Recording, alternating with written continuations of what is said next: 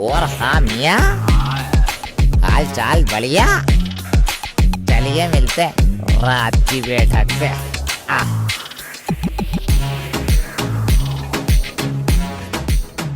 Hi guys, आज अपन करने वाले हैं भोपाल की बातें with the one and only Amanullah Khan, also known as the rapping machine. तो आइए जानते हैं अमान भाई के मुंह से। अमान भाई बताइए, भोपालियों को अमानुल्लाह खान कौन है?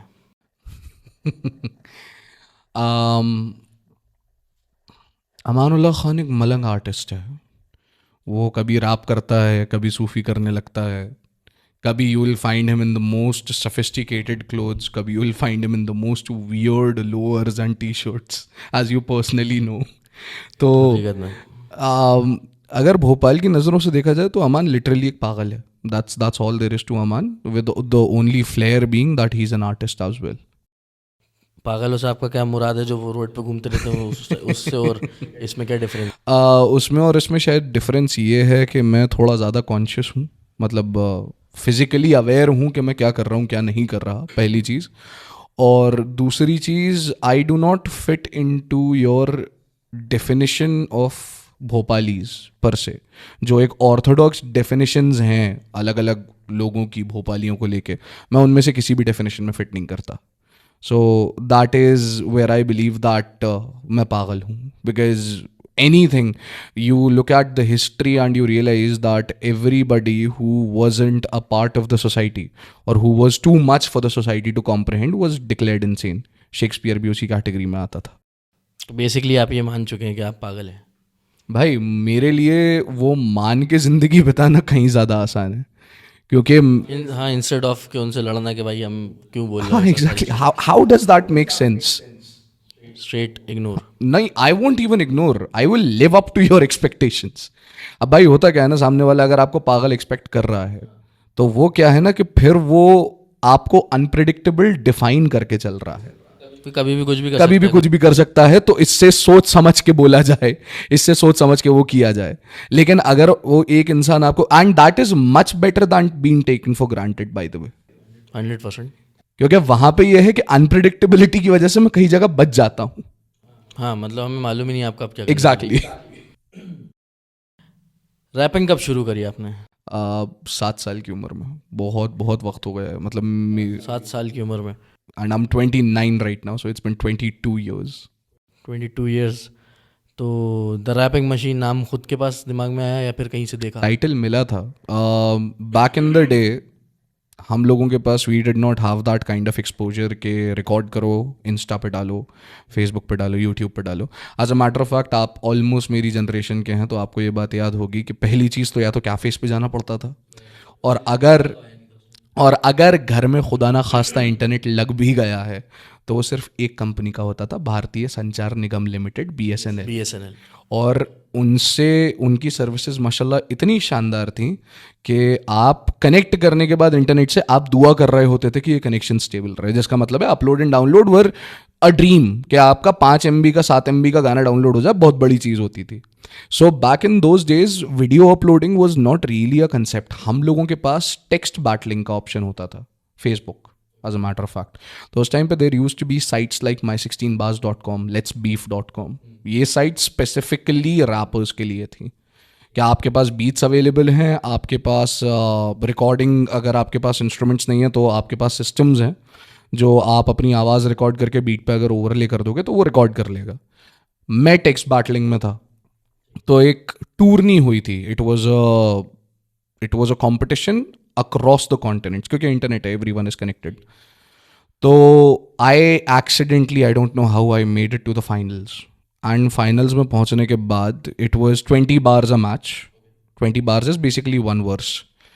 मैं और मेरा जो कंपेटिटर थे, he was known as Damian back in the day. तो we went head to head for 100 rounds. ना तो वो बैक डाउन कर रहा था, ना मैं बैक डाउन कर रहा था, और जजेस ने हाथ उठा लिए थे। दे वर लाइक, भाई नहीं हो पाएगा, हम कहाँ कितना पढ़ेंगे हम जज करने के लिए। टाई नहीं किया उन्होंने कहा दैट जिस पल तुम दोनों में से कोई एक लिखना छोड़ दे, क्योंकि एक एंड ऑफ थिंकिंग कैपेसिटी होती है ना, कहाँ तक सोचोगे आप। तुम दोनों में से जब कोई एक लिखना छोड़ दे तो हमें बता देना। We are not judging this on the merits of it, क्योंकि 20 बार्स मेरे, 100 राउंड्स, 200 बार्स मेरे, 200 बार्स उसके, 400 बार्स तो यही हो गए। एट द एंड जीता तो वो था भाई. He was much better, he was far more skilled, but he called me. और मेरी ज़िंदगी का, इफ़ यू रिमेंबर, वो छोटे वाले फ़ोन्स आते थे LG के कीपैड वाले, मेरी ज़िंदगी का पहला इंटरनेशनल कॉल था वो. He was like, give me your number, and then he called me and he was like that, I haven't seen anybody battle the way you do. You're not just a rapper, you're like a rapping machine. तो मैंने कहा हाँ, ये I like the sound of that. तो the rapping machine stuck then ever since. जब से अपना the rapping machine नाम अपन को मतलब मिल गया, कहीं ना कहीं आपको लगता है कि ये जो उस टाइम पे आपने स्टार्ट करा था, उस टाइम पे अगर इंस्टाग्राम होता, रील्स होती, टिकटॉक्स एंड यूट्यूब शॉर्ट्स वगैरह होते, तो आज ज़्यादा वायरल होता? यार मैं ये मानता हूँ कि देर इज़ अ सेइंग कि किस्मत से ज़्यादा और वक्त से पहले किसी को कुछ नहीं मिलता. तो अगर मैं व्हाट इफ़ की जर्नी पे जाता रहूँ कि क्या अगर मैं ये करता तो ये होता, ये करता तो ये होता, उससे कोई फ़र्क नहीं पड़ता आज के टाइम पे. द ट्रूथ इज़ दैट अल्हम्दुलिल्लाह रब्बिल आलमीन I have enough street cred in Bhopal कि लोग कम से कम जानते हैं. And in a city of 36-40 lakh people, see मैंने क्या नहीं किया. Even if let's say that I am not as viral as the content creators out there, by the grace of God, ऐसी कौन सी मंजिल है जो उसने नहीं दी. You and I together have been to IIT Kharagpur. We were performing in front of 4,000 people, right? And ये तो मैं आंखों देखा गवाह हूँ इस चीज़ का. and not just that, we were in IIT Mumbai, we were in IIM Indore. IIM Indore again, you and I were together. And IIM Indore, I started my journey as a competitor. 2015, I was the winner of their talent hunt. 2025, 10 साल बाद, 2024 as a matter of fact, 9 साल बाद, I was opening for Krishna. What more do I want? That 9 years later, I am still relevant to IIM. तो virality, और भाई अपन कितने ऐसे लोगों को जानते हैं, मुझे, both you and me, who have millions of followers and they are irrelevant to the scene. हाँ, जाहिर सी बात है, लोगों में आपस में घूम रहा होता है, उन्हें मालूम ही नहीं होता इनके मिलियन फॉलोअर्स. खैर, जब इतना सब कुछ था तो what's the reason to shift your career from rapping to qawwali? I won't call it Qawwali per se. It's it's Sufi, it's experimental Sufi. दो reasons. One, मेरा arc shift हो गया. I was no longer interested in talking about myself. Self glorification में मेरा interest ख़त्म हो गया. खुद के मुंह से खुद की बड़ाई बेसिकली. हाँ, मतलब उसकी तुक बनना बंद हो गई. और मेरे साथ ना एक छोटी सी प्रॉब्लम है यार, मुझे, मैं हमेशा कन्विक्शन पे बात करता हूँ. If you listen to my raps, मैं उन चीज़ों के बारे में नहीं बात करता जो मैंने नहीं की. मतलब the one of the most controversial tracks that I have out there, Gang City, it does not say मैं गैंगस्टर, इट से सारे भाई मेरे gangsters, right? And that is very true. And we follow it up with what, किस्मत की कलम को काट के कल के कागजों पे लिखते, तू बैठा इंस्टाग्राम की चौड़ में, हम अखबारों में दिखते. That's another, again not lying, been there done that, been in so many news articles, अल्हम्दुलिल्लाह, that been there done that. तो मेरे लिए ना वो कन्विक्शन अब ढूंढना बहुत मुश्किल है कि वो सेल्फ ग्लोरिफिकेशन में कैसे करूं. और उसके अलावा I do not want to talk about women anymore. I do not want to talk about drugs anymore. I do not want to talk about guns anymore.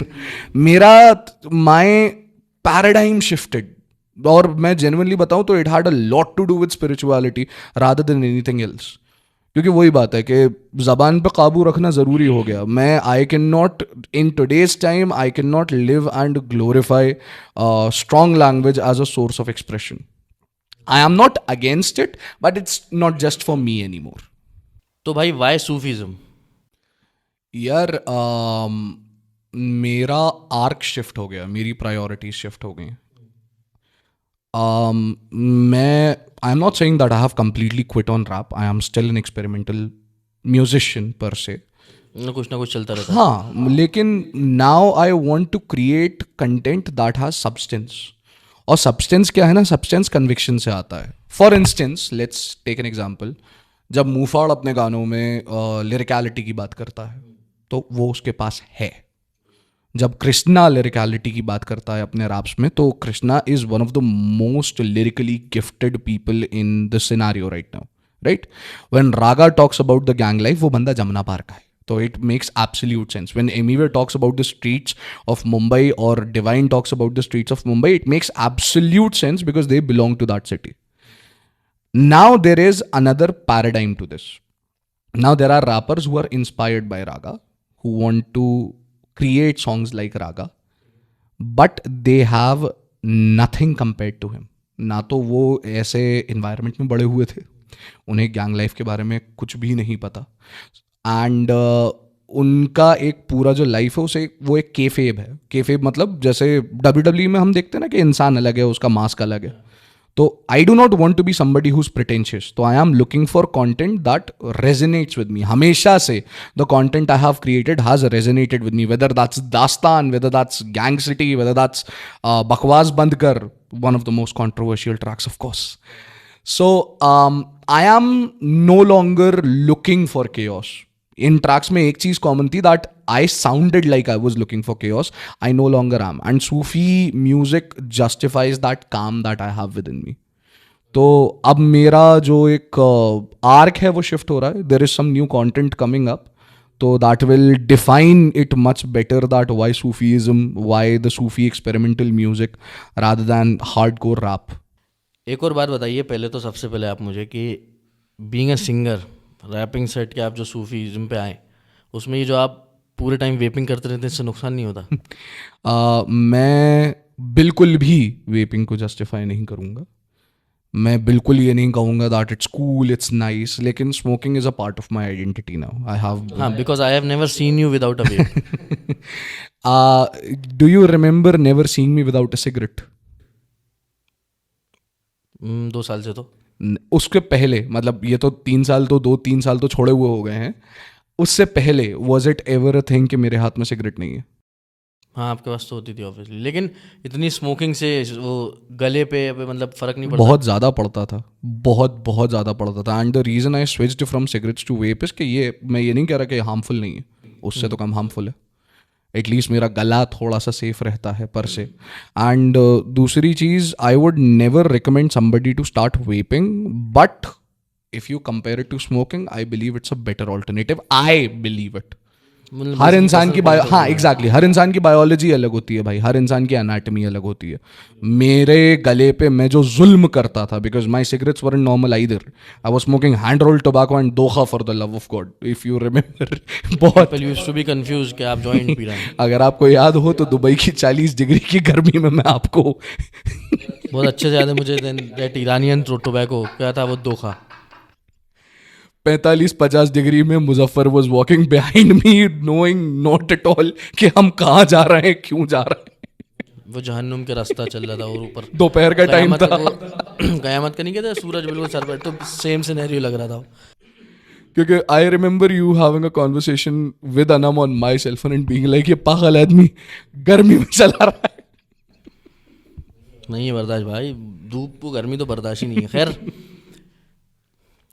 Being from a tier 2 city, आप इतने जो reality shows में गए, Dil Hindustani and India's Got Talent और MTV Hustle, कभी ऐसा लगा कि हम टीयर 2 सिटी से बिलोंग करते हैं तो हमें थोड़ा सा कहीं ना कहीं ड्रॉबैक फील होता है, या फिर मतलब मिलता है? नहीं, बिल्कुल भी नहीं.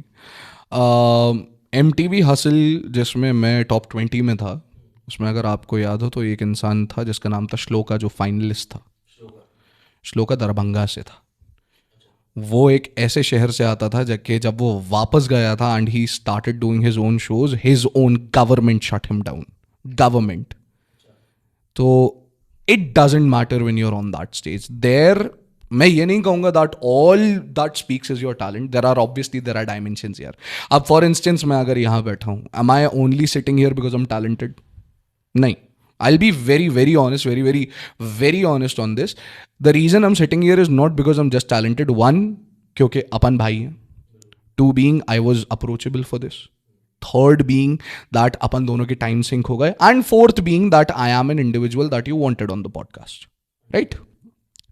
So similarly, when you are in the industry, तो you need to be sellable. You need to be sellable. And being from a tier 2 city does not cut your chances down. ये एक बहुत बुरा नैरेटिव है जो उन लोगों ने सेट करके रखा है जिन्हें अपनी ईगो ज़्यादा प्यारी है. जो बेसिकली नहीं कर पा रहे होते हैं, वो कहते हैं भाई ऑब्वियसली यार, मतलब देर इज, मैं I have been to 5 different companies. मैं कोलोसियम का पार्ट था when I was part of MTV Hustle. मैं फ्रेम्स का पार्ट था when I was a part of Dil Hindustani. मैं फ्रेमैंटल का पार्ट था when I was on India's Got talent.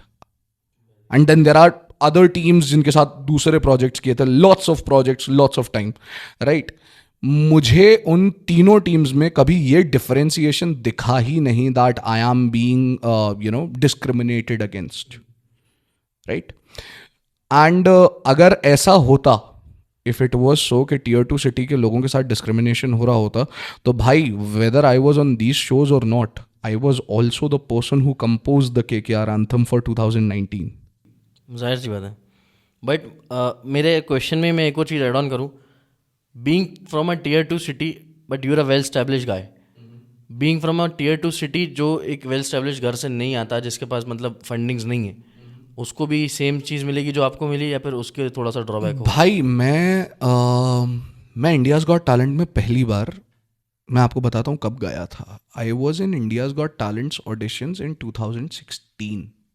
जिंदगी का पहला ऑडिशन दिल्ली के गेट पे, वही एग्जैक्टली जो आपको दिखाते हैं. सुबह 3:30-4 बजे हम वहाँ पहुँचे. 5 बजे से हमारा वो था, we were in lines, long long queues, long long waiting time, forms भर रहे थे, नींद पूरी हुई नहीं थी, बिल्कुल मरे हुए थे. Perform there. Most honest review that I ever had was कि your raps are sounding very sad and you look like a guy who's happy, so why not compose something for us on the spot and show it to us? And why would I lie, I crapped the bed terribly. I wasn't good. 3 years later, 2015 का audition था ये, the one I'm telling you about. 3 years later, 2018, the same person. बादशाह was hosting. No, this is दिल है हिंदुस्तानी that I'm talking about. 3 years later, and उसमें भी बादशाह भाई थे. That's how he knew me to begin with. 3 years later, I got a call from Dil Hai Hindustani season 2's team. The person, his name is Anand sir. I hold him in very very high regards in my life. उस इंसान ने, तुम्हें पता है, अपनी team को वो क्या दिए थे, क्या कहते हैं, statistics to find me. यार, there is a guy, he's from Bhopal, he's a Muslim, he raps, find him. And they found me, they found my number. तो आप अकेले थे क्या उस वक्त पे खाली? भाई वो जगह भरी पड़ी थी लोगों से. मतलब भोपाल का लड़का है, मुस्लिम है, रैप करता है, कैसे ढूंढेगा इंसान? उसका नाम शायद अमन है या अमान है. He literally said that because I had that conversation with the team of frames and उनके पहले अल्फाज to me were, do you know how tough was it to find a Muslim guy who raps in Bhopal and to be specific. तो भाई अगर ऐसा होता, क्योंकि the first journey that I am telling you about, मैं एक वाहियात तरीन होटल में रुका था जिसका I believe rent was around 800,000 रुपये पहाड़गंज में. तो अगर आप दिल्ली, आपका भी देखा हुआ है बाय दैट डिफॉल्ट, देखा हुआ है पहाड़गंज द एरिया जो बिल्कुल मुझे पसंद है ना. तो पहाड़गंज, बेसिकली मुझे दिल्ली नहीं पसंद. तो मैं पहाड़गंज के उस एरिया में रुका हुआ था. मैं ट्रेन से गया था, मेरे पास जेब में कुल मिला के 2 या 3 हज़ार रुपये थे, जो अगर आप दिल्ली जा चुके हैं और अगर आप दिल्ली जानते हैं तो you know for a fact कि 3,000 रुपये में आप हिलो और वो ख़त्म हो जाते हैं, क्वाइट लिटरली. 1500 का तो हम गुम्बद पे कई लगने लगा. एग्जैक्टली. तो सो दैट्स द पॉइंट कि ऐसा नहीं होता. मतलब this is a narrative that has been set forward, क्योंकि I don't know what kind of VIP treatment are you expecting there. और एक चीज़ जो मुझे मुंबई की हमेशा से बहुत बहुत ज़्यादा पसंद है, you're a billionaire, you're a trillionaire, you're a person who's earning minimum wages, it doesn't matter. Mumbai सिर्फ एक चीज़ पे जज करती है कि आप काम कितना कर रहे हो और आपके काम में सच्चाई कितनी है, सिंसेरिटी कितनी है. And this is something I've seen in the film city itself as well. So yeah, that's what I believe is that is a false narrative that has been pushed forward. तो मतलब ये सब बनी बनाई बातें हैं, ऐसा कुछ नहीं है. आप में टैलेंट है तो सपोर्ट मिलेगा. Obviously भाई. आजकल तो वैसे भी इंस्टाग्राम और ये सारी चीज़ें इतनी चल रही हैं कि आपकी रील्स वगैरह वैसी वायरल रहती हैं, कहीं से भी किसी को भी उठा के. तुम्हें पता है हम पता करते क्या है, हम अपनी इनसिक्योरिटीज प्रोजेक्ट करते हैं. ये इंसान की फितरत है. हमारे शहर की आदत है टैलेंट को दबाना. हाँ, जाहिर सी बात है, हमारे शहर की आदत बहुत बहुत पुरानी आदत है टैलेंट को दबाना. तो हम क्या करते हैं, उसे प्रोजेक्ट करते हैं कि अरे वो तो इंडस्ट्री में ऐसा करते हैं. मैंने तो किसी को नहीं देखा भाई, और मैं तो लिटरली पला हूँ इंडस्ट्री के हाथों में यार. हाँ, मतलब अगर आप भोपाल में अच्छे से देखें तो there are plenty of people जो इंडस्ट्री में बहुत गहरे अंदर तक हैं, बट उसके बारे में किसी को मालूम ही नहीं है. मतलब बहुत से ऐसे एग्जांपल हैं, अपन नाम नहीं लेंगे क्योंकि बेसिकली अगर वो आएंगे तो फिर अपन उनसे खुद इंट्रोड्यूस करवा लेंगे। खैर, एक और सवाल, अभी रिसेंटली एक आपके मतलब ऊपर एक बहुत बड़ा धक्का पड़ा मतलब जब आपकी मम्मी का इंतकाल हुआ तो उससे कुछ फ़र्क पड़ा मतलब लाइफ में एकदम, क्योंकि वो तो हिल गई होगी उस टाइम लाइफ।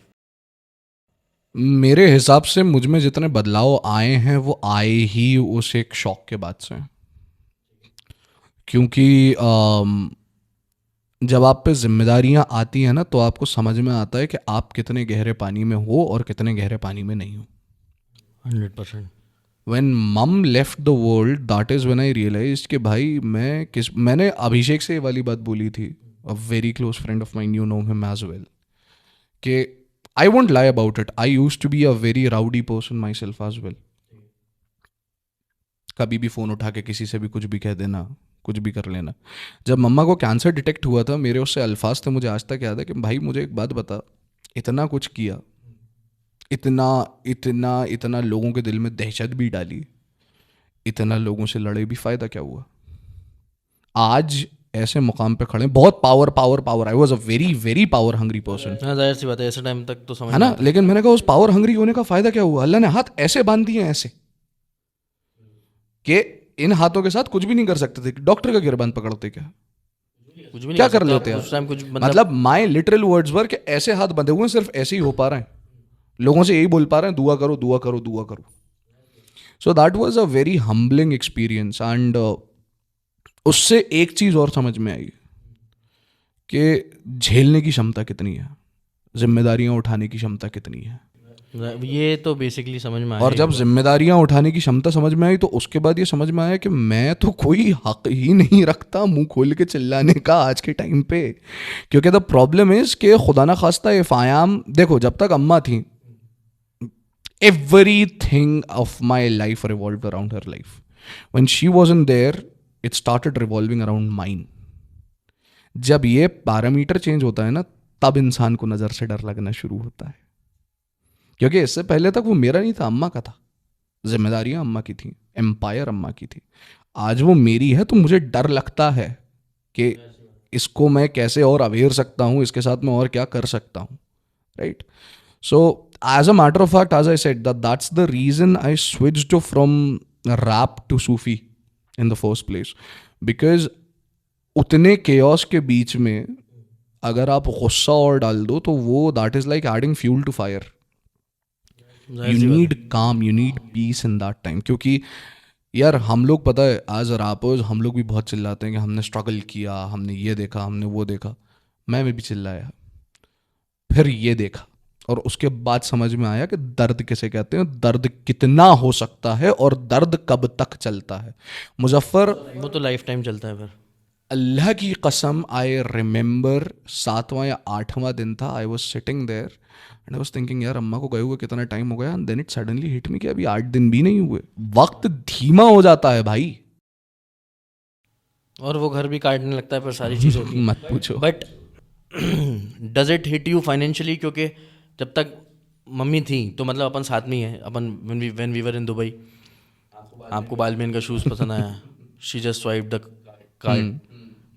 बैटमैन की लिमिटेड वॉच पसंद आई, 1-1.5 लाख रुपए की, she just swipe the card. कुछ Royal Enfield Thunderbird Super Meteor पसंद आई, 4,50,000 समथिंग, आई डोंट नो कितने की।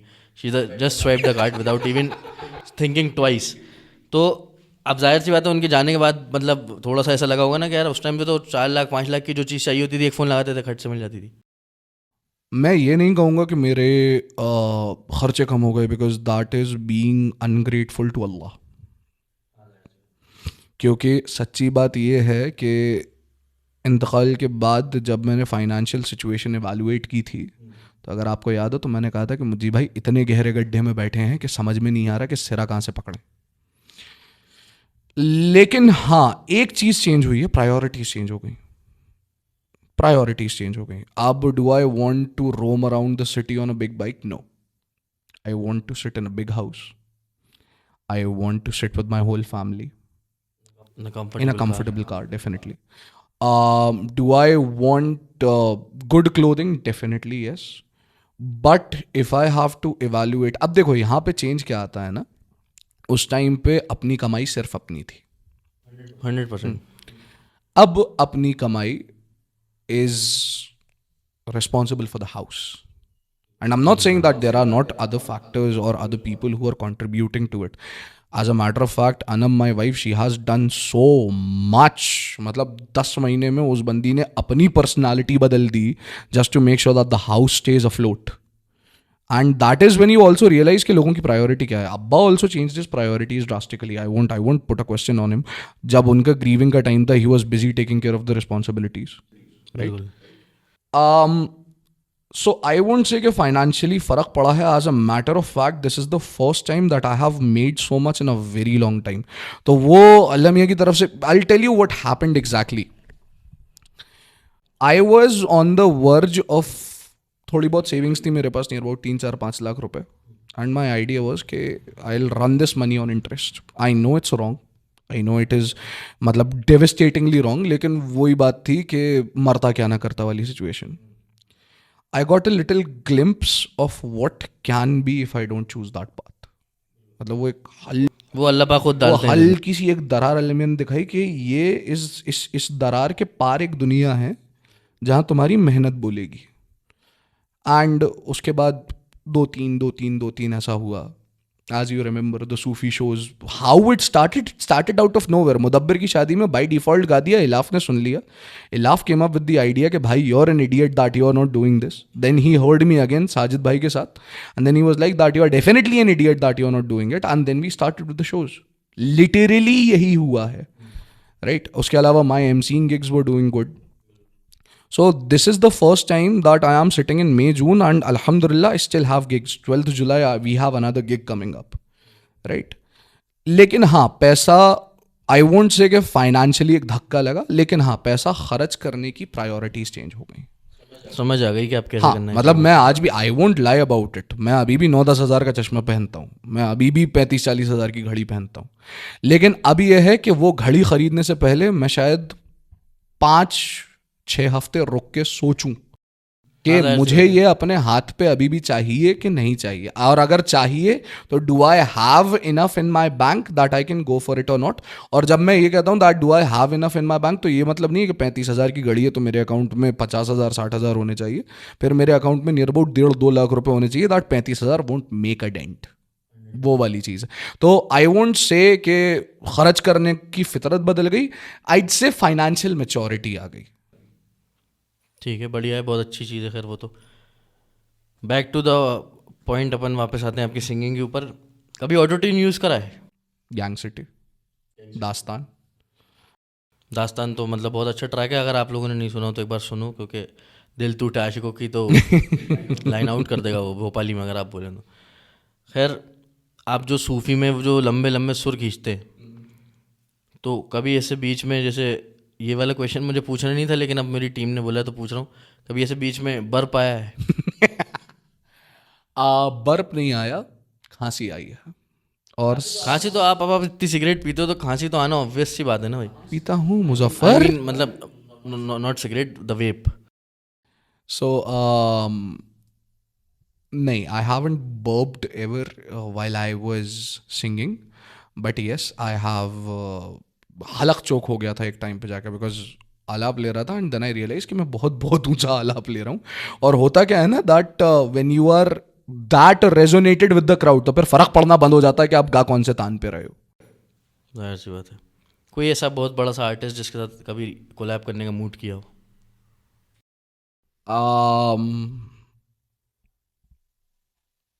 Not really. मतलब मैं as a matter of fact, team ने हमेशा ये वाली बात बोली और मैंने कई बार इंटरव्यूज़ में भूला भी है कि इसके साथ उसके साथ. लेकिन if I am sitting here very honestly, तो मेरा हमेशा से ये रहा है कि भाई कोलैबोरेशंस करेंगे, डेफिनेटली करेंगे, लेकिन इसलिए कोलैबोरेट नहीं करेंगे क्योंकि आगे बढ़ना है. कोलैबोरेट इसलिए करेंगे क्योंकि एक सेम तबके पे बैठे हुए हैं. हाँ, जाहिर सी बात, लगता है कि हाँ करना चाहिए. एग्जैक्टली, वाइब मैच होनी चाहिए. जैसे कोई रिग्रेट, कोई कोलैब रिग्रेट है? नहीं भाई नहीं, I choose my collaborations very wisely. बहुत रेयरली इसलिए ऐसा होगा that you will find my name attached to collaborations. And every collaboration that I have chosen, whether it was a hit or a flop, I stand by it, and नहीं, I don't regret collaborations. मैं regret की तरफ बहुत कम देखता हूँ, very honestly. मुझे पछतावा बहुत कम होता है. जाहिर सी बात है. रिसेंटली मतलब वैसे लोगों को शायद पता नहीं होगा but you got an injury in your spine.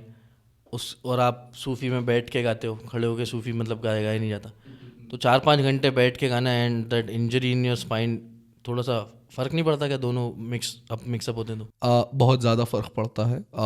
As a matter of fact, जब मुझे स्लिप डिस्क वो हुआ था, डायग्नोस हुआ था, तो उसके दूसरे दिन मेरा शो था.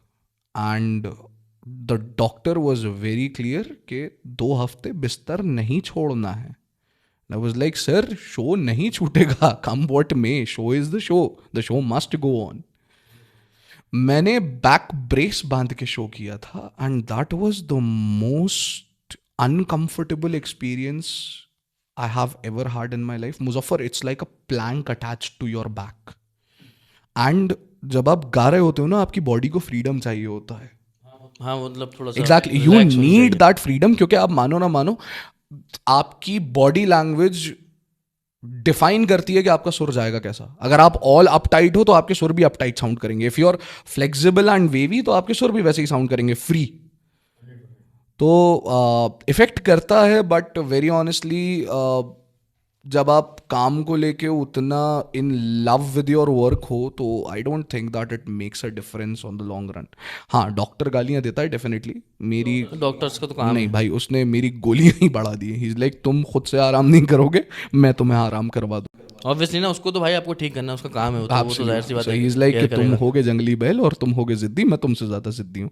जब उठ ही नहीं पाओगे नींद से तो क्या शो करोगे.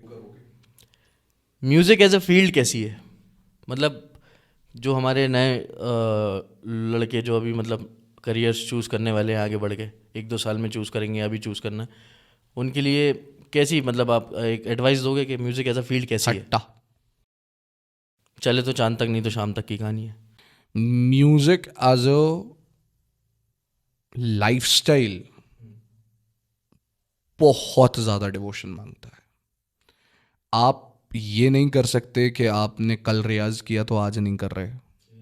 आपको अगर अपनी आवाज़ पे पकड़ चाहिए तो आपको रोज़ रियाज करना है, भले ही 15-20 मिनट 25 मिनट का, लेकिन रोज़ रियाज करना है. और बहुत सारी ऐसी चीज़ें हैं जिन पे आपको एक फुल स्टॉप लगाना पड़ता है.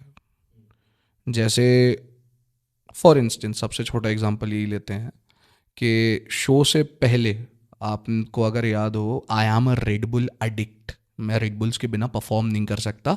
एंड येट जब गाने के शोज़ होते हैं, when there are Sufi shows, मैं एक काढ़ा पी रहा होता हूँ जिसमें दालचीनी डली हुई होती है, अदरक डला हुआ होता है, मैंने पिया था वो लास्ट टाइम, काली मिर्च डली हुई होती है, और उसके बाद जब वो थोड़ा ठंडा हो जाए तो उसमें शहद डला हुआ होता है. मैं आपसे आपका तजुर्बा जानना चाहूँगा. कैसे? मेरा तजुर्बा ऐसा था, मैंने एक सिप के बाद उससे बोला था कि इस ड्रिंक को बैन कर देना चाहिए तुम्हारे क्लब में. खैर, अगर म्यूज़िक छोड़ना पड़ा कभी आगे चल के तो छोड़ेंगे क्या? क्यों नहीं यार. किस चीज़ की वजह से छोड़ सकते हो म्यूज़िक? भाई, मैंने एक ब्रेक ले लिया था पूरा का पूरा as a matter of fact India's Got Talent के जस्ट बाद, और मैं बन गया था एक टीचर, और मुझे जेन्युइनली पढ़ाना पसंद है.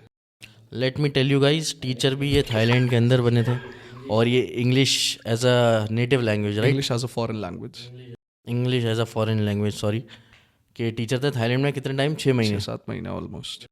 With a very good salary. You are in Thailand with a very good salary and you are a teacher over there. कैसी लाइफ थी वहाँ पे? I was living on the 27th floor, penthouse. Okay. हमारी building में हमारा खुद का एक प्राइवेट पूल था, मतलब private as in private for the building. Pool Olympic size था, इन्फिनिटी था. थंबप्रिंट एक्सेस थी to the building. I had a Z650 जिससे मैं कॉलेज स्कूल जाता था. मंडे से फ्राइडे वर्किंग होती थी, सैटरडे संडे छुट्टी होती थी. तो फ्राइडे नाइट से जो पार्टिंग स्टार्ट होती थी तो सैटरडे आता ही नहीं था, संडे ही आता था directly. And I wasn't exactly in Bangkok, but I was barely 20 kilometres away in Nonthaburi. तो the best part about Nonthaburi is कि उसमें बैंकॉक में आपको जितना ये ग्लिटर और नियॉन दिखता है वो है ही नहीं. Nonthaburi is like residential. मतलब आप ये मान के चलो, if Bangkok is New Market then Nonthaburi is Idgah का ये रेसिडेंशियल एरिया, कि यहाँ आपको कुछ भी उल्टा सीधा अनाप शनाप देखने को नहीं मिलेगा। तो फैमिली रेसिडेंस के लिए Nonthaburi is an amazing place. और मैं I would personally like to break this idea, this presumption कि Thailand is famous for prostitution. 100%। It is a part of their society, definitely. It is a very open part of their सब जगह गलत It सही is होता a है very open part of their society. But अगर आप उसे छोड़ के if you explore the Thai culture, Muzaffar मैंने उनसे शानदार लोग नहीं देखे. And that is regardless of what religion are they following. It might be a Buddhist, it might be a Christian, it might be a Muslim, it might be anybody. They are one of the finest people you can meet if you meet them at their level. बढ़िया। भोपाल में ऐसी कोई controversy हुई है जिसमें नाम आ गया हो फालतू में और आप उस कंट्रोवर्सी का हिस्सा ही नहीं हो? Okay, this is a story even you don't know.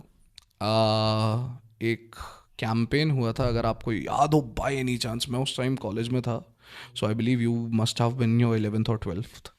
किस ऑफ लव करके एक प्रॉब्लम आई थी मॉरल पुलिसिंग के अगेंस्ट। बैंगलोर से एक केस शुरू हुआ था जहाँ पे वैलेंटाइंस डे के टाइम पे पुलिस वालों ने and all the other people, उनको प्रॉब्लम थी कि ये संस्कृति को वो कर रहा है, हाईजैक कर रहा है, एंड देयरफॉर पब्लिक, मतलब मॉरल पुलिसिंग ये हुई थी कि पब्लिक इंटीमेसी नहीं होनी चाहिए, पब्लिक डिस्प्ले ऑफ अफेक्शन नहीं होना चाहिए। आई गॉट अ कॉल कि this is a thing and you can be a part of it, and I was like okay, बिना जाने, क्योंकि I was like public display of affection पे बात हो रही है भाई, we are in support. I am sitting there and kiss of love पे बात हो रही है, एंड हिंदुस्तान टाइम्स ने दूसरे ने आर्टिकल छापा दैट किस of love campaign finally hits Bhopal, this and that, and I was very happy कि यार अच्छा है, it's a good media retention. The next newspaper I picked up, front में मैं छपा हुआ हूँ, and what was the headline? Hindu संस्कृति के साथ दो दो हाथ करने को तैयार युवक युवतियां।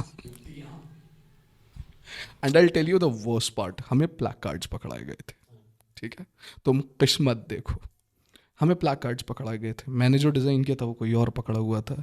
एक कोई बेवकूफ़ था जिसे आई डोंट नो क्या सनक थी, was he against humanity in general, was he suicidal, क्या था क्या नहीं था, was she suicidal, I don't even know if it was a he or a she।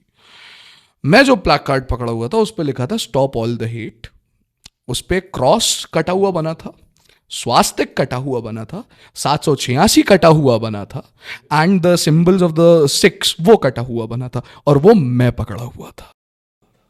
और आपको नहीं मालूम वो किसने बनाया था? और जब वो as a matter of fact मैंने वो देखा भी नहीं था, वो तो जब वो छप गया, and that is when I realize, मैंने कहा ये मैं क्या पकड़ा हुआ। मतलब आप हिंदू, मुस्लिम, सिख, ईसाई सबसे मैं I would have been the reason for the Indian communal piece.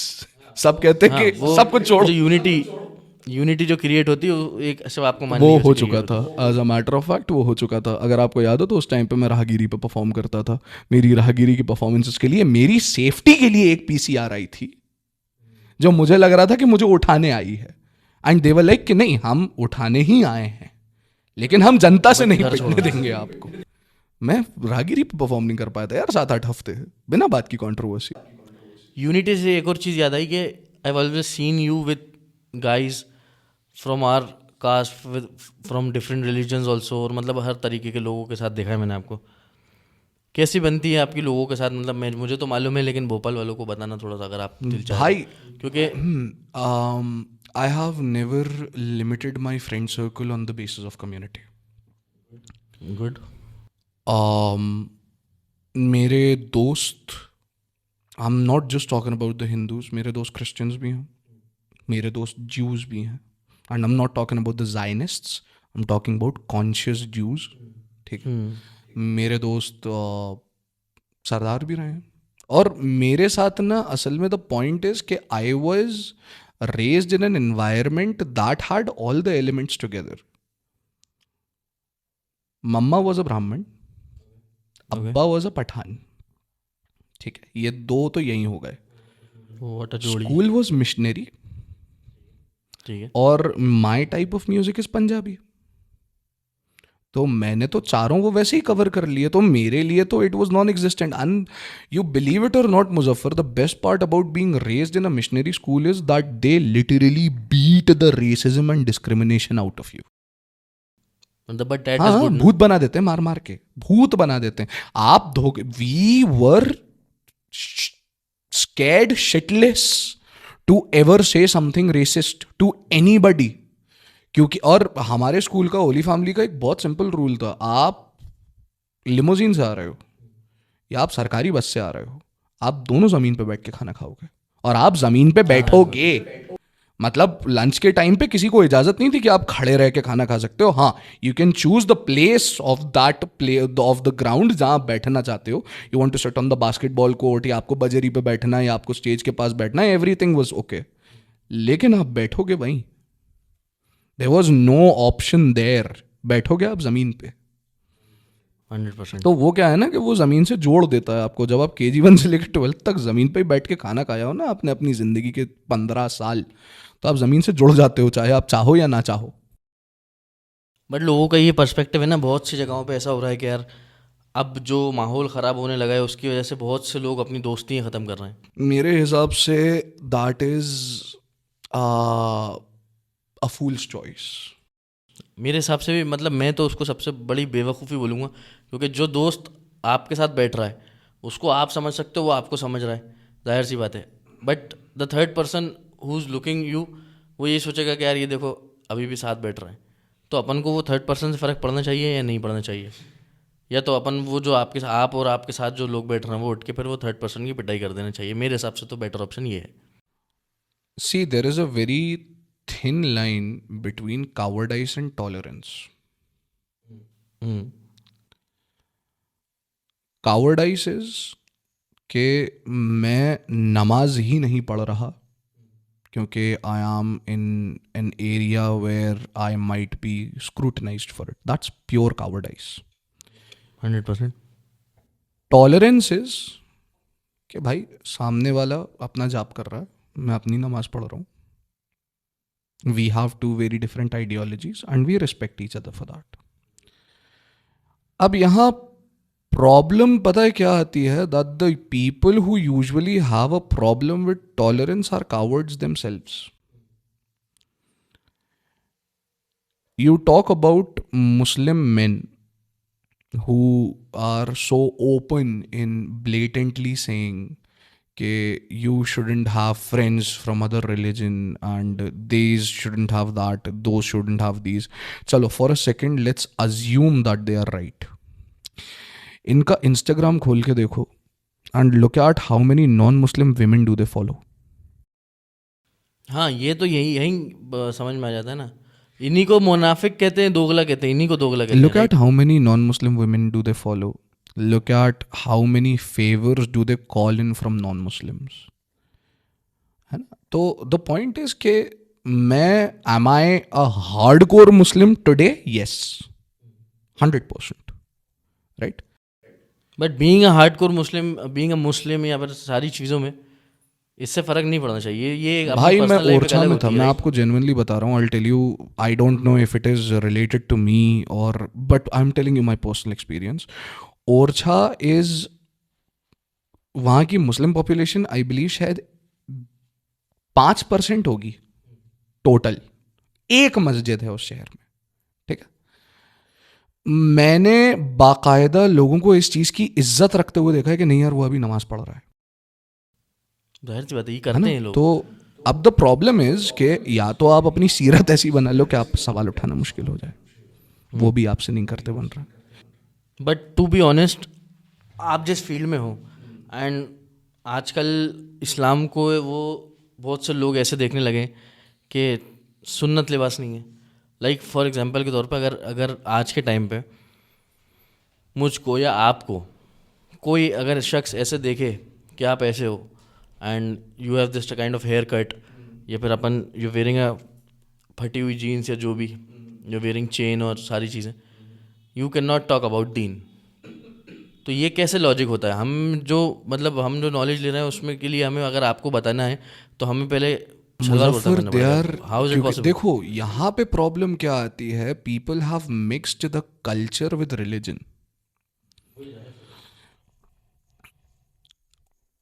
Let's assume, क्या टोपी पहनना अपने यहाँ फर्ज है? I am asking you a question, I don't know, क्योंकि मैंने जो रिसर्च किया उसके हिसाब से I don't think so. Right. As a matter of fact, most of the people who are wearing a skull cap are wearing it in reverence of Huzur Pak sallallahu alaihi wasallam. Right? The Arabs, उनका dress code वही है. हुजूर wasn't the first person to wear the whole, जो उनका वो था, क्या कहते हैं उसे, साफा था. That was the dress. That was the dress वो code. चली आ रही थी ना उसी That जगह। was the dress code. Right? अब let's see that what else got mixed into the culture. We were talking about appearances. Appearance validation अगर लाता होता तो I don't think के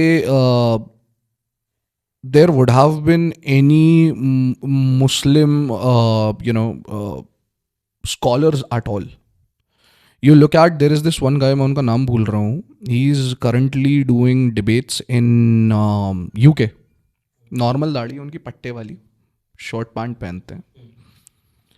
and his concepts on Islam are so clear कि वो इंसान किसी को भी किसी भी मामले की डिबेट पे उठाता है और हिस्ट्री और इस्लाम के उससे करेक्ट करता है.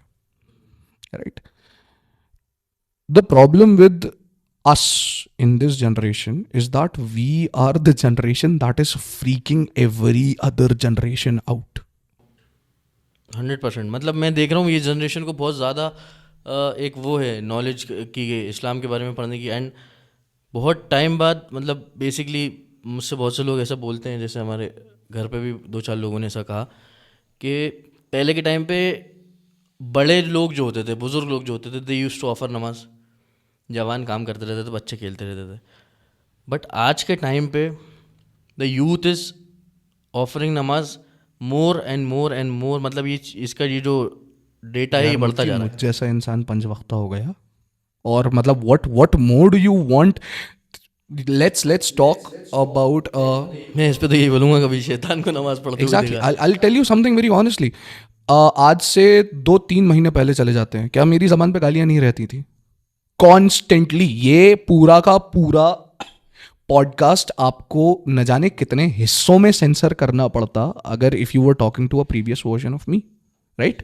बेसिकली दौर जहालत में अगर होते. डेफिनेटली भाई, definitely. I won't take my words back on that. हमारी जनरेशन जो फ्रीक आउट कर रही है, let me tell you the names I have been given. काफिर, मुशरिक, यहूदी, शैतान, दज्जाल, शैतान परस्त. Nice. And my only response to that was okay. बोल लो, हम तो ऊपर नहीं, उन्होंने कहा दज्जाल, मैंने ऑल सीइंग आई बना के पोस्ट कर दिया. So I have been called all of these names for one simple purpose. मेरा कभी भी सवाल ये नहीं था कि मेरा स्टेटमेंट कभी भी ये नहीं था कि मैं ये नहीं करूँगा. My question was क्यों? मैं हर साल एक बकरा उठा के ज़िबा कर दे रहा हूँ, क्यों? मैं साल के 30 दिन कुछ नहीं खा रहा यार, क्यों? मैं अपने दिन में 5 वक्त पे स्टर्डीली नमाज पढ़ रहा हूँ, क्यों? बेसिकली आपको चाहिए था रीज़न कि ये सब मेरे क्यों को हो रहा है? रीज़न नहीं चाहिए था, मेरे को लेट्स जस्ट से एक एक्सप्लेनेशन चाहिए था. जस्टिफिकेशन तो अल्लाह माफ़ करे, who are we to ask for justifications. लेकिन प्रॉब्लम पता है क्या है? आज के टाइम पे if you go to a Muslim and you say something and he says कहो अल्लाह एक है, एंड यू आर लाइक क्यों? हिज लिटरल रिस्पॉन्सेज आ रहे हैं, मैंने कहा ना कहो अल्लाह एक है तो कहो अल्लाह एक है. तू होता कौन है बोलने वाला बे? पॉइंट तो यही है ना, मसला ये है, लोगों को मुस्लिम घर में पैदा होकर लगता है कि हम मुस्लिम है.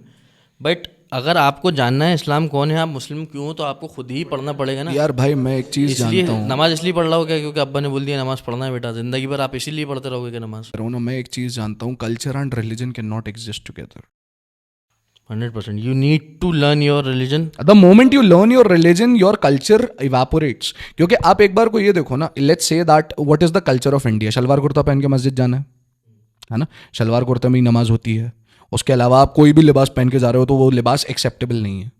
Now I am not taking you to any other मस्जिद in the world. Let's go to हरम. नाइजीरियंस क्या पहने हुए हैं? उनका लिबास ही अलग है. अरब्स जुब्बे पहने हुए हैं, उनका लिबास अलग है.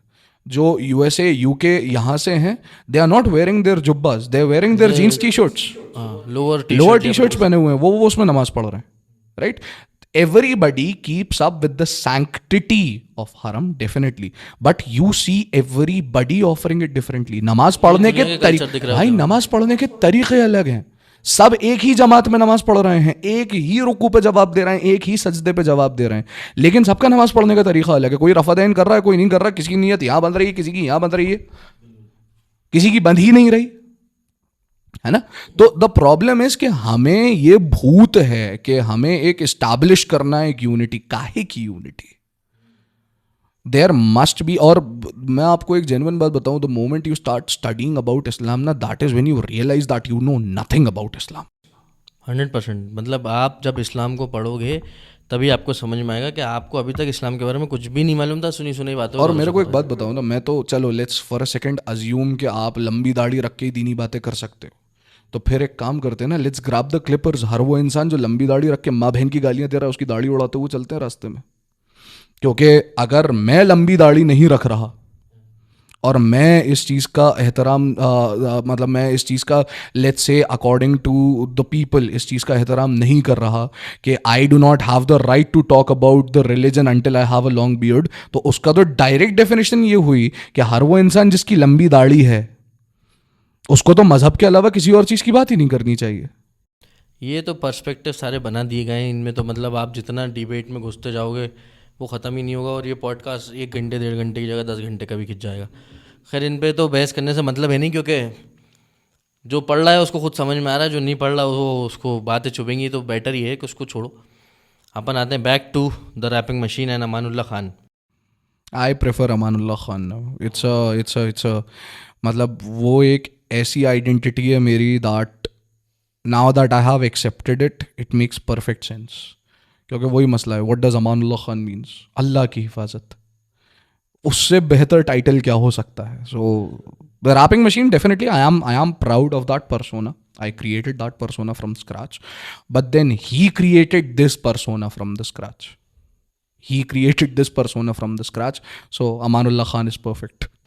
तो भाई इस पॉडकास्ट को ख़त्म करते करते अपन जिस घड़ी पे आ गए हैं, उसमें आपको मैं बोलना चाहूँगा, भोपाल वाले जो लोग आपका पॉडकास्ट देख रहे हैं उनको कुछ सलाह मशवरा कुछ देना चाहेंगे आप? मैं उन लोगों से बात नहीं करूँगा जो ऑलरेडी एक परछाई में जी रहे हैं, क्योंकि उनसे बात करने की कोई तुक नहीं बनती. मैं उनसे बात करूँगा who are still trying to find their identity. I would say that पूरी दुनिया हर मुमकिन कोशिश करेगी आपकी आइडेंटिटी तोड़ने की, लेकिन आपको ये याद रखना है कि God has created you unique, और आप एज अ कम्युनिटी शायद किसी कम्युनिटी का पार्ट हो सकते हैं, as a part of the community, लेकिन nobody is ever meant to just fit in. Everyone is created unique. अगर उसे हम सबको भेड़ चाल बनाना होता तो वो हम सबको एक ही शक्ल का और एक ही कद का और एक ही तरीके का बनाता. The point that you are unique means that your battles will be unique, and keep doing what you're doing. हम 2 लोग इस चीज़ का गवाह हैं कि अगर आप जिस चीज़ के बारे में पैशनेट हो वो करते रहो तो you find success in it. 100%. मैंने सुना आप शायरी वगैरह भी कर रहे थे आजकल. 2-1 लाइन मारना चाहेंगे जाने से पहले? मैं इश्किया शायरियाँ नहीं करता. मैं बहुत कंट्रोवर्शियल शायरियाँ लिखता हूँ, और मुझसे ये बात बोली गई है कि मेरी शायरियाँ will someday be the reason मेरा रैप्स होना हो. मेरी शायरियाँ will be a reason I end up in jail. So to be honest, ending up in jail is a best thing for an artist now negative चलता है market में, negative. क्योंकि आप जिस लेवल पे प्रमोट हो गए, एलविश यादव, मुनव्वर फारूकी, अमानुल्लाह खान, तो being ending up in a jail is good for an artist. नहीं, I won't end up in this jail, I will end up in the jail someday. So आप वो 2 लाइन बताइए, मैं बताता हूँ कौन से जेल में. हाँ, सो आई रोट समथिंग कॉल्ड क़यामत, और मैंने उस पे ये लिखा था कि मैंने क़यामत को देखा है, उसकी नज़रों में बरसती आफत देखी है. मैंने क़यामत को देखा है, उसकी नज़रों में बरसती आफत देखी है. मैंने मोमिन का धोखा देखा है, मुशरिक की शराफत देखी है. ये फैसला मेरे लिबास से करते हैं गनी मेरे दीन का. ये फैसला मेरे लिबास से करते हैं गनी मेरे दीन का. मैंने मस्जिद में कुफ्र देखा है, कोठों में इबादत देखी है. I'm literally speechless. खैर, ऐसी कोई गाने की 2 लाइंस जो आपके दिल के बहुत ही करीब हों, मतलब जो आपने जब लिखी हो तो आपको खुद ही यकीन ही नहीं हो रहा हो कि मैंने ये क्या लिख दिया. जो खुद लिखता हूँ उस पे तो my favourite has always been दास्तान, क्योंकि उसमें दास्तान लोगों को लगता है कि एक दिल टूटे आशिक की कहानी है. Dastaan was an ode to my, तो लोगों को सही लगता है. Dastaan was an ode to my creativity. कि मैंने मतलब एक बार को ये मान के चलो कि मैंने एक लड़की की तरह अपनी क्रिएटिविटी को पर्सोनिफाई किया है, और तब लिखा है कि जो हाथ लिखता नज्म तेरी क्यों उसे मरोड़ती, जो रूह तेरे नाम है तू क्यों उसे झंझोड़ती, अना तेरी खफा है क्यों है ऐसी क्या खता मेरी, मैं रोज दिल को जोड़ता तू रोज इसको तोड़ती. इसी चीज़ के साथ अपन इस पॉडकास्ट को ख़त्म करते हुए मे बी नेक्स्ट पार्ट के लिए वेट करते हैं. अगर आप लोगों को ये पॉडकास्ट अच्छा लगे तो आप लोगों को ये मिल जाएगा यूट्यूब पे, सर्च करिए भोपाल की बातें, वहाँ पे आपको मिलेगा. एंड अमान भाई को फॉलो करने के लिए इंस्टाग्राम पे फॉलो करिए अमानुल्लाह खान. हमें फॉलो करने के लिए भोपाल की बातें फॉलो करिए. आपको मेरा कंटेंट मोस्टली इसके पेज पे मिल ही जाएगा. तो हाँ, तो इट्स लाइक वो भाइयों वाली चीज़ है. बाकी ऐसी और भी अपडेट्स के लिए जुड़े रहिए भोपाल के सबसे पुराने पेज भोपाल की बातों के साथ. Thank you so much. मिलते हैं नेक्स्ट पॉडकास्ट में. जा रहे हैं. अल्लाह हाफ़िज़.